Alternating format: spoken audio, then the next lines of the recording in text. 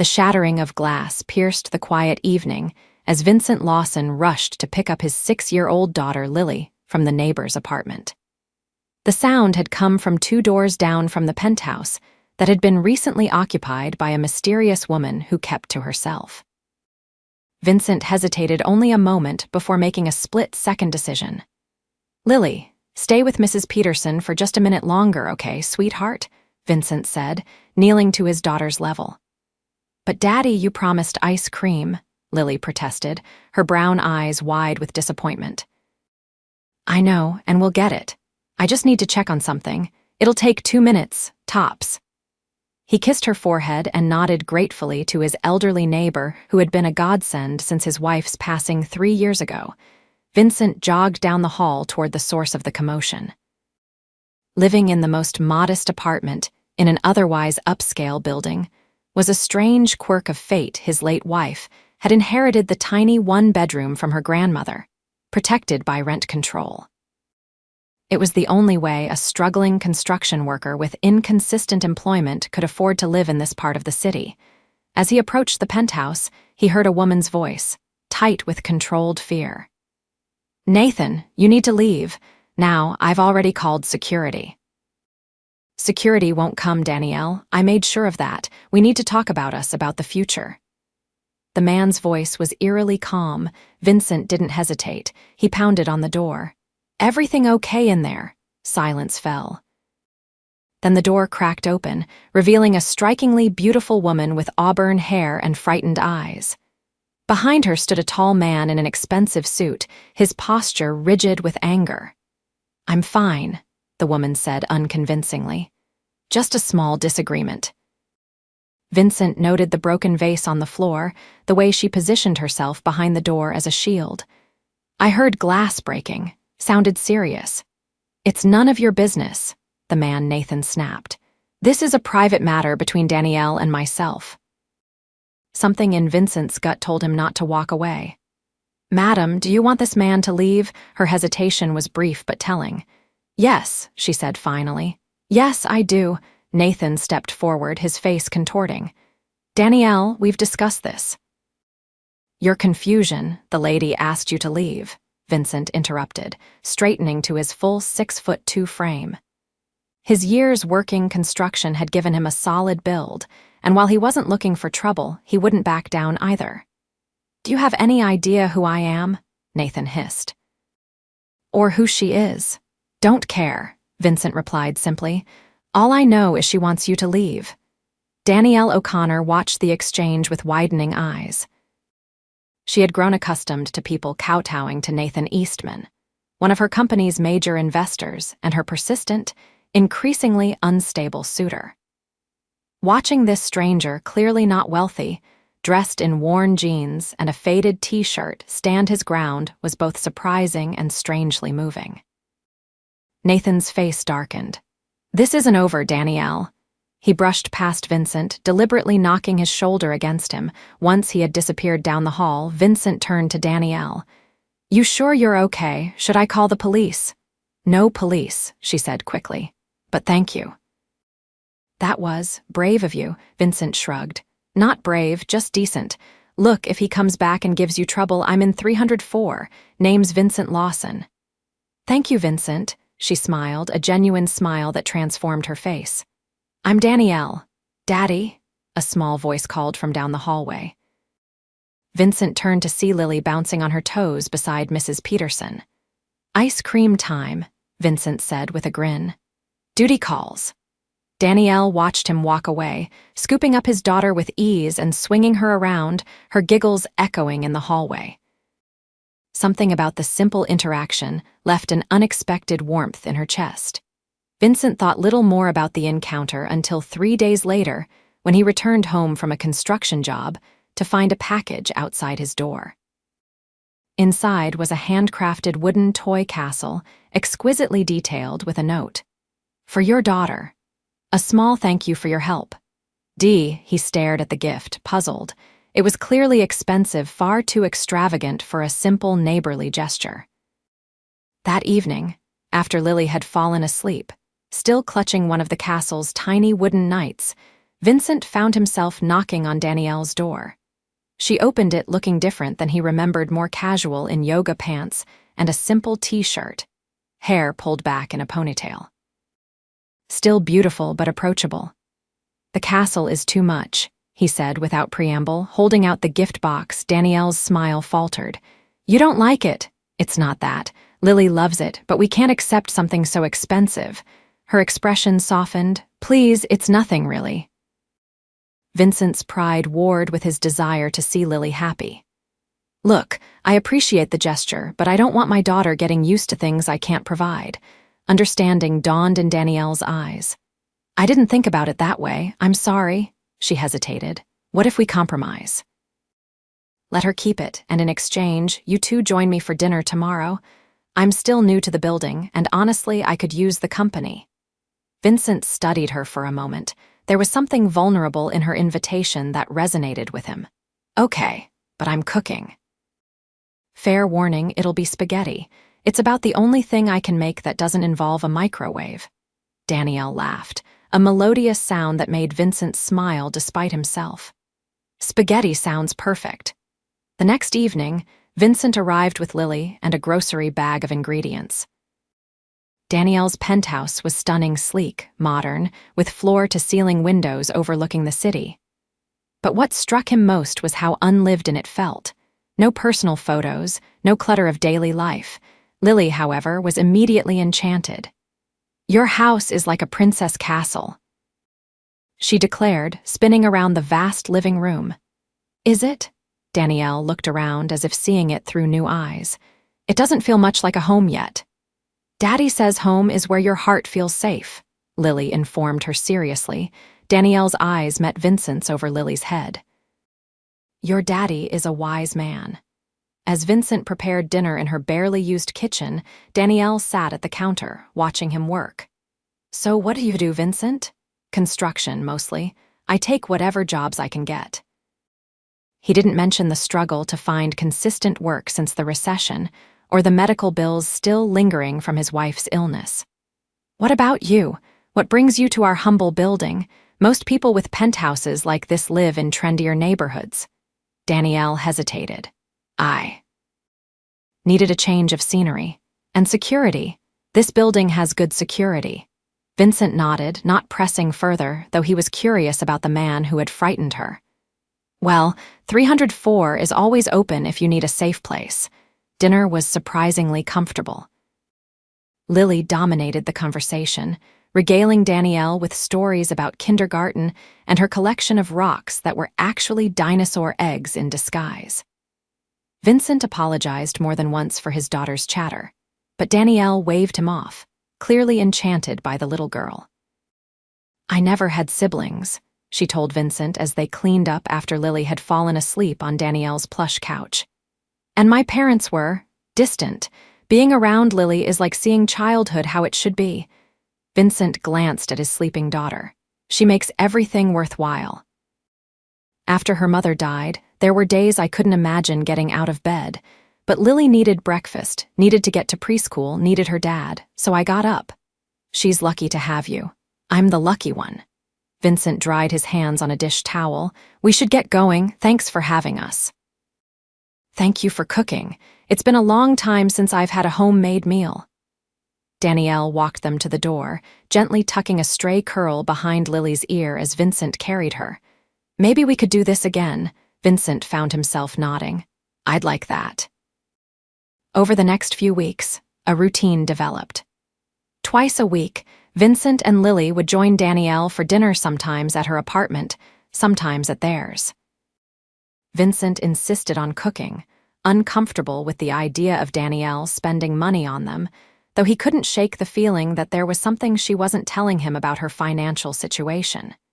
He learned that she worked in tech, though the details were vague. She traveled occasionally for business, always returning with small, thoughtful gifts for Lily. When Vincent protested, Danielle assured him they were inexpensive trinkets, though he had his doubts. What became clear was that Danielle was lonely. For all her poise and intelligence, she seemed starved for genuine human connection. She soaked up Lily's affection like a plant turning towards sunlight, and Vincent increasingly found himself looking forward to their evenings together. One night, after Lily had gone to bed, Vincent and Danielle sat on his small balcony, sharing a bottle of wine. "Can I ask you something?" Vincent ventured.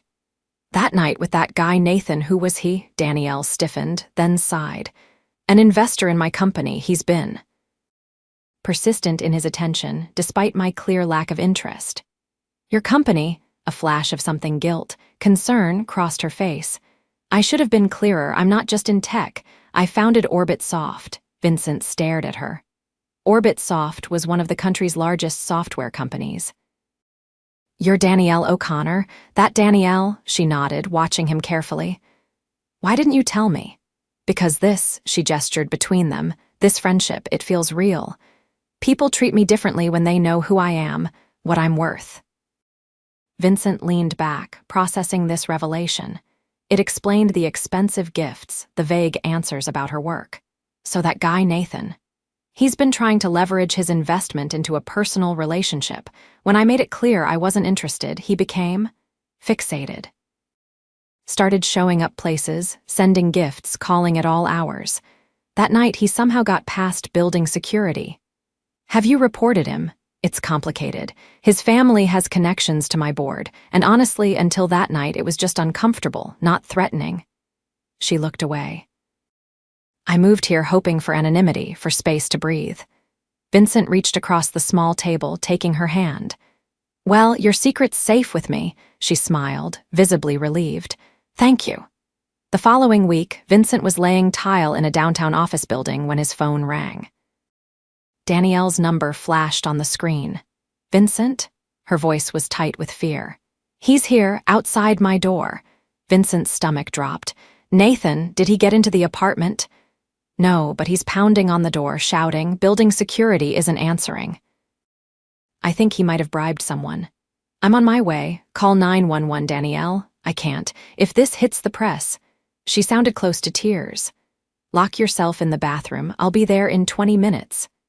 Vincent broke several traffic laws getting across town, his mind racing. Why was she so resistant to involving the authorities? What kind of hold did this Nathan have over her? He took the stairs 2 at a time, emerging on Danielle's floor to find a red-faced Nathan pounding on her door. "Hey," Vincent called. "Back off." Nathan spun around, recognition darkening his features. "You again. The maintenance man, this is none of your business. You're harassing my friend, that makes it my business." Vincent approached slowly, measuring the distance between them. Nathan was taller than him, but softer, a man who spent his days behind desks rather than hauling construction materials. "Friend," Nathan laughed bitterly. "You have no idea what's going on here. Danielle and I have history. She owes me." "Nobody owes you access to their home or their body," Vincent countered. "Now back away from her door." Nathan's expression twisted. "You think she cares about you, about your pathetic little life. She's worth billions, you're nothing to her." The words hit their mark, but Vincent didn't flinch. "Maybe, but right now, I'm between you and her, and I'm not moving." Nathan lunged suddenly, catching Vincent off guard. They crashed against the wall, Nathan's forearm pressing against Vincent's throat. For all his soft appearance, the man was surprisingly strong. "I've invested millions in her company," Nathan hissed, his face inches from Vincent's. "She doesn't get to just brush me aside." Vincent brought his knee up sharply, connecting with Nathan's groin. The man doubled over with a gasp, and Vincent pushed him aside, positioning himself in front of Danielle's door. "Leave," Vincent said, his voice deadly calm. "Or the next call I make will be to the police, and I'll press charges for assault." Nathan straightened, his expression murderous. "This isn't over. It is for tonight." After Nathan limped to the elevator, Vincent knocked gently on Danielle's door. "It's me, he's gone." The door opened immediately, and Danielle threw herself into his arms. "Thank you," she whispered against his chest. "I was so scared." Vincent held her, feeling her trembling subside. "You can't keep living like this, Danielle. He's escalating." She pulled back, wiping her eyes. "I know, My company is about to go through a major acquisition. Any scandal could derail it. Your safety is more important than any business deal. It's not just about business. She led him inside, sinking onto the couch. Orbit Soft employs over 10,000 people. This acquisition means job security for all of them. I can't risk it. Vincent sat beside her. Then let me help. Until this acquisition is done, let me help keep you safe.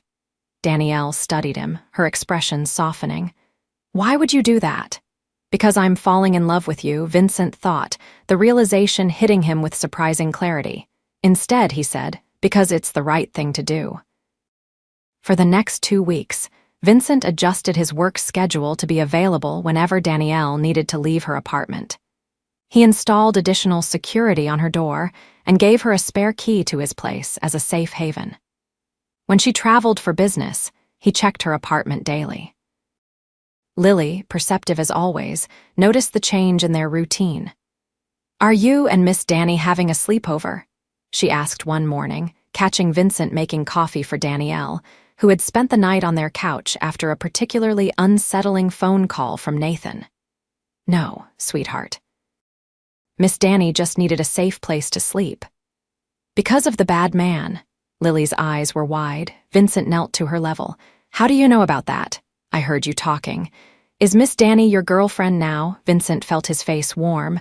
No, honey, we're just friends. But that wasn't entirely true, and Vincent knew it. His feelings for Danielle had grown beyond friendship, though he'd been careful not to cross that line. The gulf between their worlds seemed insurmountable, and the last thing Danielle needed was another man complicating her life. One evening, as Vincent walked Danielle to a business dinner, she surprised him by taking his hand. Thank you for doing this. I know it's disrupting your life. It's not a problem, he assured her. Work's been slow anyway. She looked at him thoughtfully. You never complain, but I know you've been turning down jobs to be available for me. Let me compensate you, at least. Vincent stiffened. I'm not your bodyguard for hire, Danielle. I didn't mean it like that. I just don't want to be a burden. You're not. He squeezed her hand. You and Lily are the best parts of my day. The admission hung between them, more revealing than he'd intended. Danielle stopped walking, turning to face him. Vincent, whatever she was about to say was interrupted by an approaching figure. Danielle. Nathan called, his voice overly jovial as he crossed the street toward them. What a coincidence. Vincent moved slightly in front of Danielle, his stance protective. It's not a coincidence if you're following her. Nathan ignored him, focusing on Danielle. I tried calling your office. They said you were unavailable. We need to discuss the Hamilton contract before the board meeting. Email me your concerns, Danielle said coolly. I'm not discussing business on the street. This would be easier if you hadn't blocked my number. Nathan's smile didn't reach his eyes. Perhaps your friend could give us a moment. Not happening, Vincent said firmly. Nathan's facade cracked slightly. You think I don't see what's going on? You've replaced me with this construction worker. He spat the words like an insult. There was nothing to replace Nathan. We were never together. Danielle's voice was steady, but Vincent felt her hand trembling in his. Nathan took a step closer. After everything I've done for you, for your company, you made an investment which has been quite profitable for you, Danielle cut in. That's the extent of our relationship. Is that what you told him? Nathan's gaze shifted to Vincent. Did she tell you she comes from nothing? That I was the one who introduced her to every important contact she has. That without me, there would be no Orbit Soft. Danielle's face paled. That's not true. Isn't it? Your father was a janitor, your mother a waitress. I took you to your first venture capital meeting. I opened doors for you. And I've repaid that investment tenfold, Danielle replied, her composure returning. You don't own me, Nathan. You never did. Nathan's expression hardened. The board might be interested to know about some of your more creative accounting practices in the early days. Vincent felt Danielle stiffen beside him. Are you threatening her? He asked quietly, just reminding Danielle where her loyalties should lie. Nathan straightened his tie. Think about what I've said, Danielle. The acquisition announcement is in 2 weeks. A lot can happen before then. With that, he turned and walked away. Danielle released a shaky breath. I need to go back to my apartment. What was he talking about? Creative accounting, she shook her head. Nothing illegal, just unconventional. In the early days, we were desperate for cash flow. I took some shortcuts with how we recognized revenue.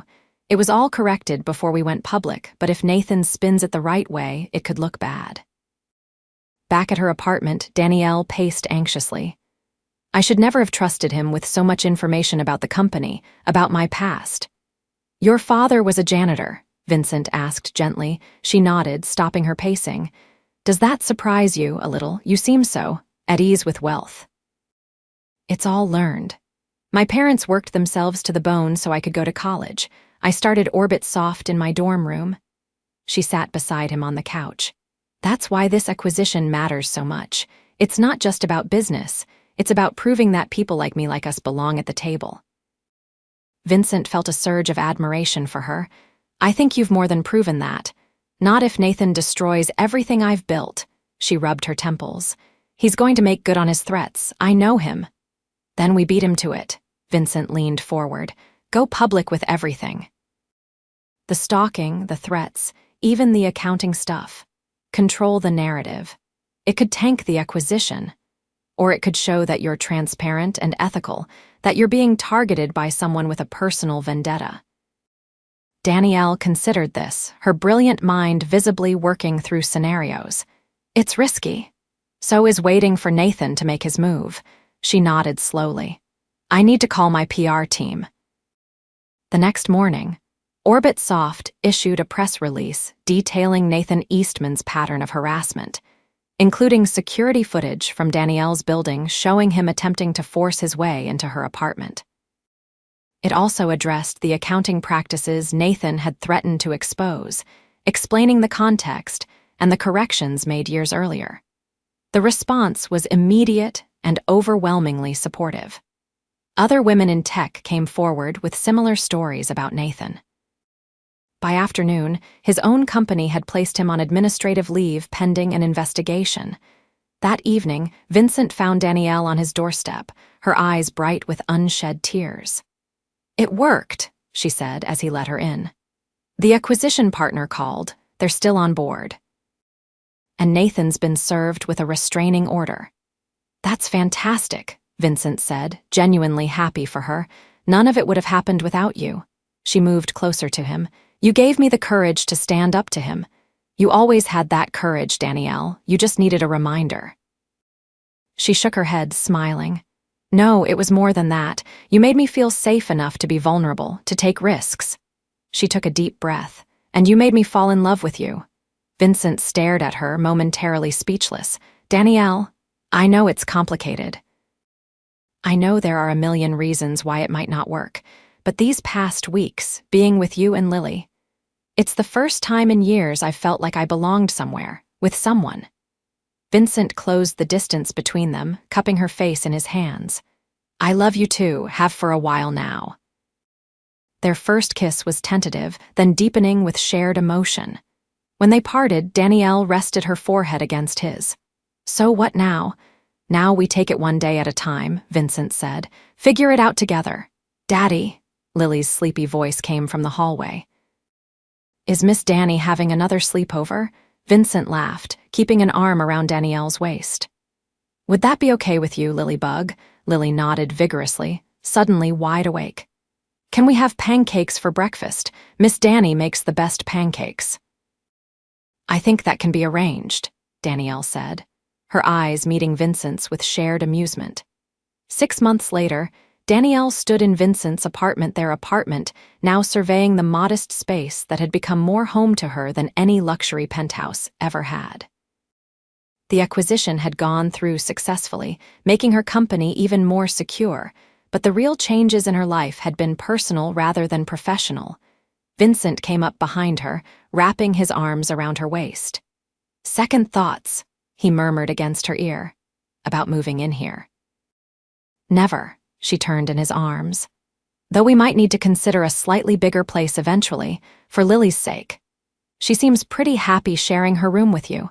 True, but she might feel differently about sharing with a baby brother or sister someday. Vincent's eyes widened. Are you saying? Danielle laughed. Not yet, but I'm thinking about the future, our future. I like the sound of that. He kissed her softly, though I'm still getting used to dating a billionaire. And I'm still getting used to dating a man who refuses to let me buy him a new truck, even though his keeps breaking down. Vincent grinned. I can fix it. Besides, there are better things to spend money on. As if on cue, Lily burst through the front door, returning from a playdate. Daddy. Danny, guess what? Emma has a dog now, and her mom says maybe we can get one too if it's okay with you. Danielle met Vincent's gaze over Lily's head, both of them fighting smiles. See, she whispered. Better things. That night, after Lily had gone to bed, they stood on the small balcony, looking out at the city lights. Vincent handed Danielle a small box. I was going to wait, but maybe now's the right time. Inside was a simple but elegant ring, a single diamond set in white gold. It's not as fancy as what you're probably used to, Vincent said, suddenly nervous, but it was my grandmother's. It's perfect, Danielle whispered, tears welling in her eyes. Absolutely perfect. Marry me? Yes, she said without hesitation. 1,000 times yes.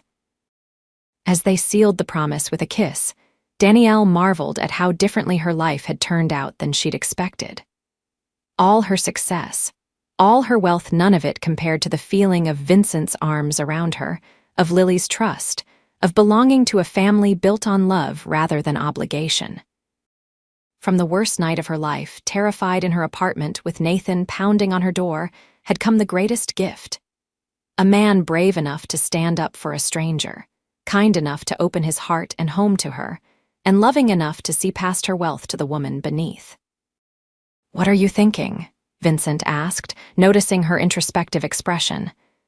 That sometimes the most valuable things in life can't be bought, she replied, leaning into his embrace.